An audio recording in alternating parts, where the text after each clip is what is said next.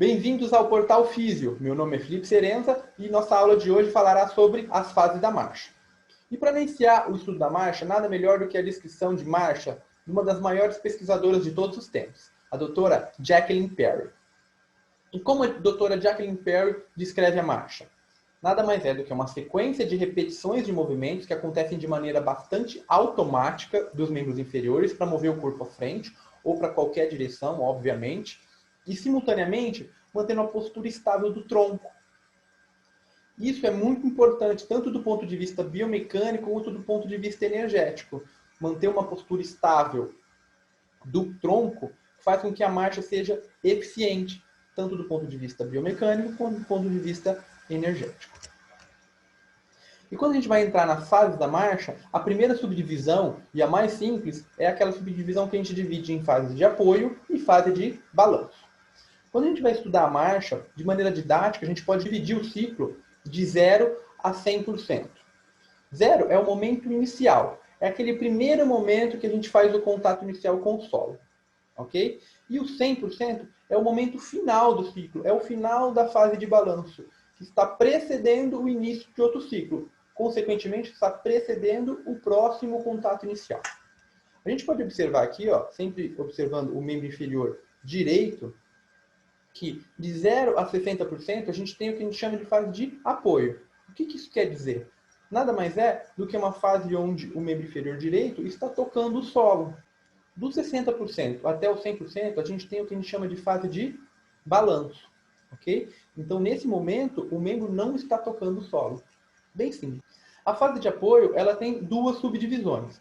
Ela tem a fase de apoio duplo e de apoio simples. Na verdade, a gente tem duas fases de apoio duplo e uma fase de apoio simples. A fase de apoio duplo nada mais é do que o momento em que os dois pés estão tocando o solo. E a fase de apoio simples é o momento em que um dos pés está na fase de apoio e o outro pé está na fase de balanço. Ou seja, não está tocando o solo. Do ponto de vista funcional, a fase de apoio da marcha se divide em 5 e as fases de balanço se dividem em 3. E nós vamos falar um pouquinho de cada um desses momentos. A fase de contato inicial ela é bem breve, como vocês podem observar. Ela dura do momento de 0% até 2%. Então é bem o iniciozinho da marcha. E o que é importante a gente observar nessa fase? É importante a gente observar o posicionamento de cada uma das articulações, porque isso faz com que a gente tenha um comprimento do passo adequado e uma marcha eficiente, ok? Então, como que o contato inicial deve ser realizado? Ele sempre deve ser realizado com o calcâneo, ok? Se ele não está sendo realizado com o calcâneo, a gente tem algum distúrbio da marcha. Então, os tornozelos estão sempre próximos do neutro, o joelho próximo da extensão, ele pode variar de alguns graus de flexão, mas poucos graus de flexão, até 5 graus no máximo, até a extensão. E o nosso quadril está com o máximo de flexão que ele vai apresentar no ciclo.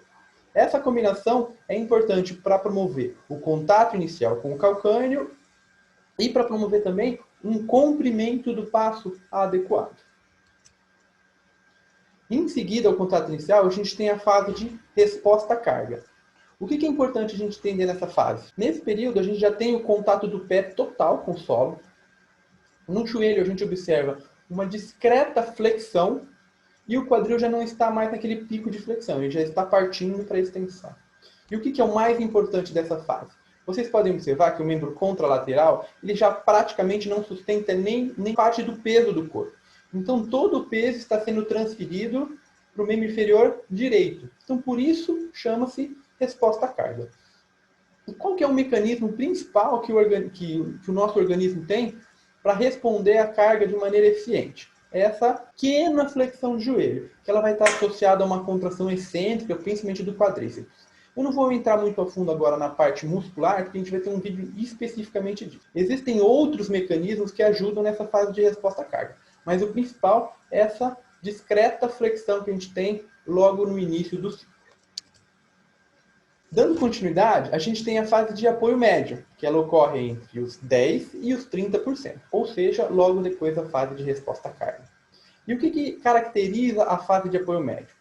Quando a gente vai observar o posicionamento das articulações, a gente tem um quadril em neutro, nem está em extensão, nem está em flexão, um joelho também em extensão e um tornozelo em neutro. E qual que é a importância disso? A gente aumenta o comprimento funcional do membro. É a maior comprimento funcional possível que esse membro possa apresentar. E isso é muito importante para que o membro contralateral faça uma fase de balanço adequada, sem arrastar o pé no chão, por exemplo. Passando ao apoio médio, a gente chega ao apoio terminal, que ocorre dos 30% aos 50%. Nessa fase, o que a gente observa? Um máximo de extensão de quadril, os joelhos estão próximos à extensão e a gente tem um pico ou a maior quantidade de dorsiflexão de todo o ciclo, ok? Então, se a gente tiver algum distúrbio em qualquer uma dessas articulações, essa fase de apoio terminal pode estar alterada. Subsequente à fase de apoio terminal, a gente tem a fase de pré-balanço, que ocorre bem no finalzinho da fase de apoio, entre os 50% e os 60%. Nessa fase, você já vê que o quadril já não está mais naquele pico de extensão, o joelho já inicia uma flexão e o pé também começa a se movimentar. Antes ele estava todo tocando ao solo, agora ele já faz uma dorsiflexão, preparando o membro para a fase de balanço. Nessa fase, a gente já pode observar que o peso do corpo já está sendo transferido para o lado contralateral. Para finalizar, a gente tem a fase de balanço. A fase de balanço a gente pode dividir em balanço inicial, balanço médio e balanço terminal.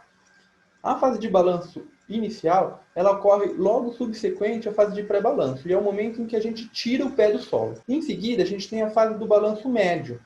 E nessa fase a gente observa bastante flexão de joelho, associada à dorsiflexão e flexão do quadril. Isso acontece para que durante a fase de balanço a gente não arraste o pé no chão.